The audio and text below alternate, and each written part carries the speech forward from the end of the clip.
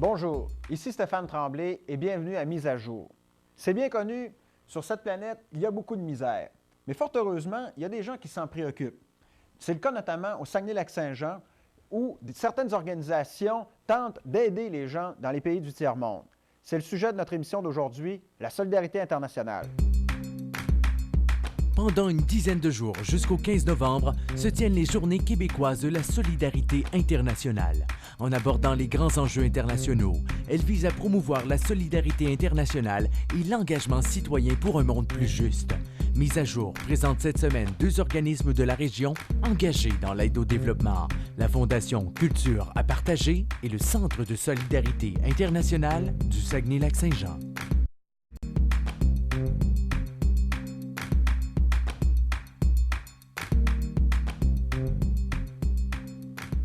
Alors, j'ai la chance d'être en compagnie de M. Marc Bergeron, administrateur à la Fondation des Cultures à partager. On l'a connu davantage comme animateur de radio. M. Bergeron, bienvenue à Mise à jour.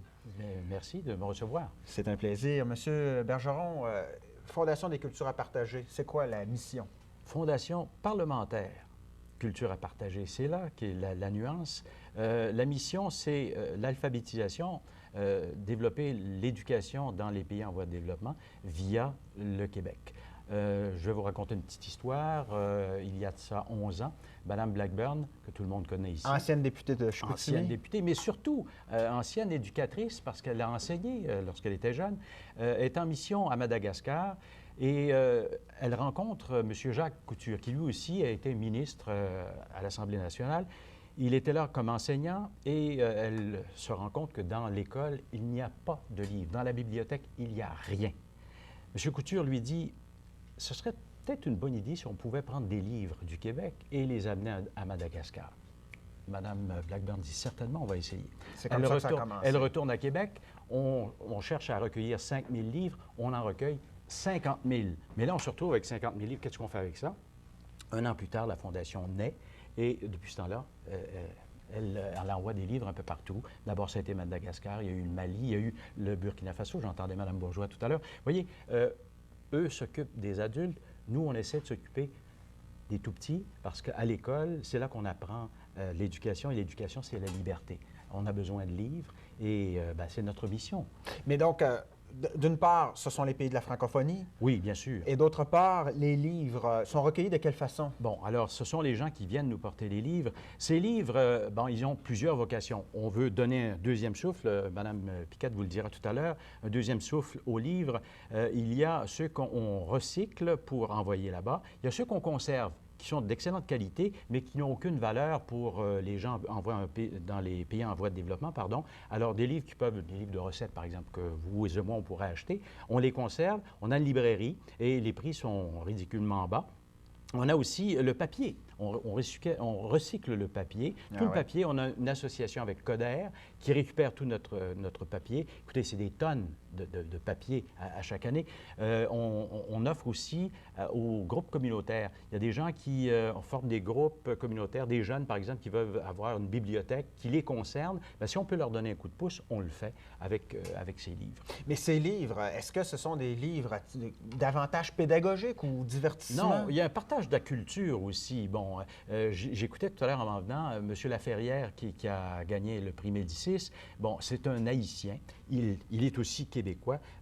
Ce livre, écrit par un Québécois, mais qui est haïtien, va se retrouver, probablement grâce à nous, à Haïti éventuellement. Donc, il y a des jeunes Haïtiens qui vont pouvoir avoir des livres de quelqu'un qu'ils connaissent, d'une culture qu'ils connaissent aussi, mais aussi de la culture québécoise. Parce que les auteurs, les écrivains québécois, on en voit abondamment de la littérature québécoise. Vous savez, en France, on fait ça depuis des dizaines, pour ne pas dire des centaines d'années. Pourquoi pas le faire, nous? C'est un partage qu'on fait avec ces pays en voie de développement. Mais vous avez dit tout à l'heure que c'était principalement pour les jeunes, mais si on envoie un roman, ça peut être dédié à toutes les populations là-bas? Ça peut être dédié, bien sûr. Une bibliothèque, ça peut servir à tout le monde. D'accord. Mais on essaie aussi, les professeurs qui sont là-bas et qui ont besoin de littérature, par exemple, pour leurs jeunes, font leurs commandes et nous, on essaie de correspondre à leurs besoins. Des dictionnaires. Ici, on dit on n'a pas besoin de ça, on a l'ordinateur. Mais en Afrique, l'ordinateur, on n'est pas encore rendu là. Mais est-ce que, par exemple, une commission scolaire qui change les bouquins pédagogiques... Oui, mais oui, mais ça arrive fréquemment. Il y a plein de gens qui nous envoient des livres, il y a les commissions scolaires. En fait, on fait appel à tout le monde. De toute façon, chez vous, regardez ce que vous avez dans votre bibliothèque. Une fois qu'on a lu un livre, on le partage, là, on peut faire lire par quelques personnes, puis après, on le range, puis il reste là, à rien faire. On peut le faire servir à nouveau, pourquoi pas? Très intéressant. Vous avez parlé, vous récupérez le papier également. Ça n'a rien à voir avec le... C'est pour ramasser des fonds? Écoutez, un livre qu'on envoie en Afrique ou ailleurs, ça coûte au moins $1 par livre pour les envoyer. C'est tout un processus. On ne peut pas les envoyer par avion, on les envoie par container, etc. Bon, alors il faut de l'argent pour ça. Les traiter aussi, ces livres-là. On a beaucoup de bénévoles autour de nous, mais quand même, il faut dépenser pour transporter ces livres, etc. Alors ça, cet argent-là sert à nous dépanner. Et avant qu'on aille au topo, qu'est-ce que les parlementaires ont d'avoir dans ça? Bien, au départ, c'est eux qui ont dit on va continuer cette idée géniale qui est née de la rencontre de Mme Blackburn et M. Couture.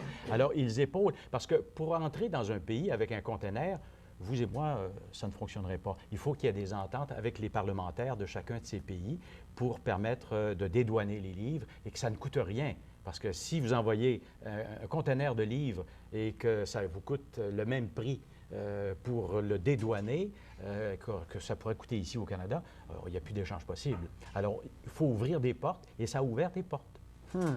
Et ça, tout parti politique confondu, ça aussi, c'est une belle chose. C'est rare. Vous savez, vous étiez en politique. Hein? Bon, que les libéraux, que les adéquistes et que les péquistes s'entendent tous ensemble d'une seule voix pour un projet, ma foi, c'est rare. C'est remarquable. Tout à fait. Monsieur Bergeron, notre chroniqueur Youssef Tadjer est allé dans les locaux de la Fondation pour voir comment ça se passe. Alors, Youssef.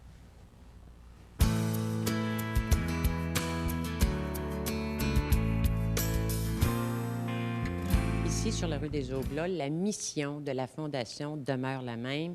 Récupérer des volumes, leur donner une deuxième vie dans le but d'envoyer ça à l'étranger en alphabétisation.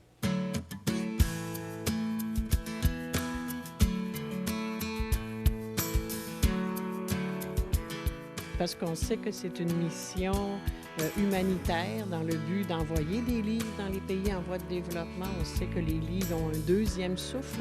Et en plus, on parle beaucoup de protection de la planète, de sauver la Terre. Donc, c'est une façon, par la récupération du papier, aussi de s'autofinancer. Ce plateau de travail s'adresse à peu près tout le monde dans la société. C'est-à-dire qu'ici, je vais avoir des partenaires au niveau du Centre local d'emploi, les programmes Interagir, programmes Devenir, travaux communautaires, travaux compensatoires, justice alternative, des décrocheurs, plein de monde qui veulent reprendre le travail. Bien, ça nous donne quelque chose à faire pour toute la journée, au lieu de rester à la maison à poireauter. Chaque personne apprécie vraiment. Au départ, ce qu'elle souhaite, c'est de sortir de leur isolement. Et nous, on offre un encadrement privilégié pour ces personnes-là. Ça brise notre isolement. On rencontre des nouvelles personnes. On a un super de beau groupe. C'est intéressant, c'est enrichissant. Toute clientèle qui est potentiellement accessible, qui peut rendre le marché de travail accessible, justement, que ce soit des décrocheurs, que ce soit des personnes qui ont de la difficulté à se trouver un travail, qui n'ont pas une expérience nécessaire pour reprendre le marché du travail, on est là aussi pour ça. Parce qu'on est vraiment dans une bonne ambiance. Hein? Puis ça permet de faire en même temps des belles découvertes là, dans tous les sujets. Là. Le plateau de travail répond à un très grand besoin communautaire et humanitaire. C'est très important de le mentionner. Pourquoi vous aimez ça? Parce qu'on rencontre des amis, on se fait des soupers, on fraternise ensemble à chaque jour. C'est bon pour le contact avec les humains. Puis moi, je trouve que c'est intéressant de travailler ici. Bon, premièrement, il faut faire du démarchage, bien sûr, parce qu'on n'est pas connu. Au 216, la rue des Oblats, les cultures à partager, personne ne nous connaît. On a besoin de vous. Venez porter vos livres. On s'en occupe, on leur donne une deuxième vie. Suite à ça, suite au démarchage, bon, heureusement, on a des partenaires, la généreuse participation de l'École des routiers de Charlesbourg et de Saint-Jérôme, qui, eux, vont récupérer les livres, soit dans les imprimeries, maisons d'édition, commissions scolaires, bibliothèques, qui nous les apportent ici. Suite à ça, il y a un tri qui est fait à déterminer si le livre va s'en aller en alphabétisation, parce qu'il faut d'abord respecter les critères avant d'envoyer les livres à l'extérieur, ou encore ça va aller dans notre bibliothèque que les gens, j'espère, vont venir visiter parce que vous avez des prix extraordinairement bas avec une qualité très, très, très bonne, pour ne pas dire excellente, qui est ouverte au grand public. Et en plus de ça, vous offrez service aux entreprises et aux particuliers. Absolument. En plus d'offrir les livres à très bon marché à la bibliothèque, de faire la récupération et le recyclage, nous offrons un service de reliure et ainsi qu'un service de déchiquetage de papier confidentiel. Tout ça est fait, évidemment, dans un local clos, barré à clé. Je suis commissaire à la fermentation, donc la personne est assermentée. Tout est fait dans les règles et nous, ça nous aide à poursuivre notre mission et à payer nos factures, comme on dit. Alors, venez nous voir au 216 des Oblats, Culture à partager. On vous attend. Apportez-nous vos livres.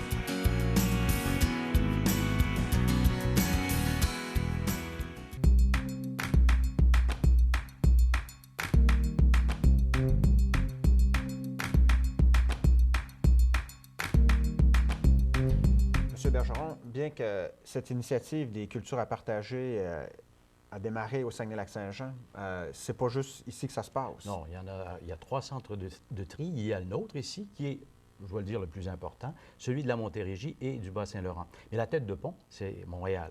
C'est de Montréal que partent tous les livres qu'on envoie à l'étranger. Mais nous, ce qui est important pour nous ici, c'est d'avoir toujours notre bibliothèque la mieux garnie possible pour être prêt à répondre aux besoins de l'étranger. Alors, au fur et à mesure que les livres qui sont valables arrivent, on les conserve et on se prépare à les envoyer à l'étranger. Est-ce que, vous parlez d'un centre de tri, est-ce qu'il y a une espèce de façon de classifier les livres? Tout à fait, tout à fait. Et ça, c'est fait ici, ça? C'est fait ici, oui. Mais il y a des normes aussi. On n'envoie pas n'importe quoi à l'étranger.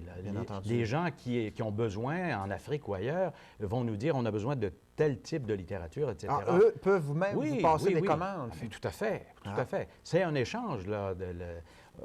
On n'impose rien. Alors, c'est un service qu'on leur rend, puis je pense que jusqu'à maintenant, écoutez, on a envoyé au moins, depuis le début, 1 million de livres jusqu'à maintenant. Ah ouais. C'est pas rien, là. Hein? Ça veut dire, si on envoie 1 million de livres, il y a des millions de livres qu'on recueille ici. Nous, au Saguenay-Lac-Saint-Jean, dans une seule année, on traite 1 million de livres. C'est fascinant. C'est fascinant. Puis les gens peuvent venir aussi sur place pour constater. Mme Piquette vous a fait faire le tour du propriétaire tout à l'heure, mais n'importe qui peut venir frapper à notre porte, puis ça nous fera plaisir de vous recevoir. Et justement, quand quelqu'un a une boîte de livres dans son sous-sol, il ne sait plus quoi faire avec? C'est très simple. Vous appelez au centre ou encore vous passez entre 8h et 15h30 tous les jours, du lundi au vendredi, et le samedi de 8h à 15h, il y a toujours quelqu'un pour vous accueillir. Vous savez qu'il y a des jeunes qui ont des travaux scolaires et qui ont des projets... ils pensent beaucoup plus international qu'on pouvait le penser. D'ailleurs, ça fait partie de la sensibilisation. Ça fait partie de notre mission aussi. Alors, ils nous téléphonent. Est-ce qu'on pourrait aller voir ce qui se passe chez vous? Et Mme Piquette se fait toujours un plaisir de les recevoir pour leur indiquer comment on fonctionne. Et le projet scolaire s'écrit beaucoup plus facilement de cette façon-là. D'ailleurs, une initiative qu'une école ou une classe pourrait prendre, c'est faire une cueillette de livres. Mais là, vous m'ouvrez une grande porte et il y a plein d'écoles de la région, il y a plein de jeunes qui, à la maison, savent qu'il y a des livres qui ne servent plus, qui ne servent plus à rien, mais ces livres-là pourraient vivre à nouveau s'ils prenaient la peine de nous les apporter. Et ça pourrait être un excellent Et même faire de la projet. correspondance avec certains Tout à fait. ces Puis étudiants là-bas. voir le cheminement aussi.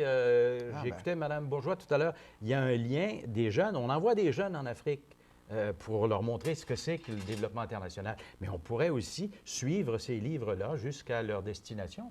D'ailleurs, là-bas, comment ça se passe? Le conteneur arrive. Bon, il y a des gens, on s'associe à des ONG parce que, bon, ce ne sont pas des commerçants qui vont recevoir nos livres. Là, on ne voudrait pas quand même qu'on fasse des bénéfices avec nos livres. Alors, on s'associe avec des ONG qui, elles, veillent à ce que le conteneur aille à la bonne place. C'est important quand même. On n'envoie pas n'importe quoi, n'importe qui.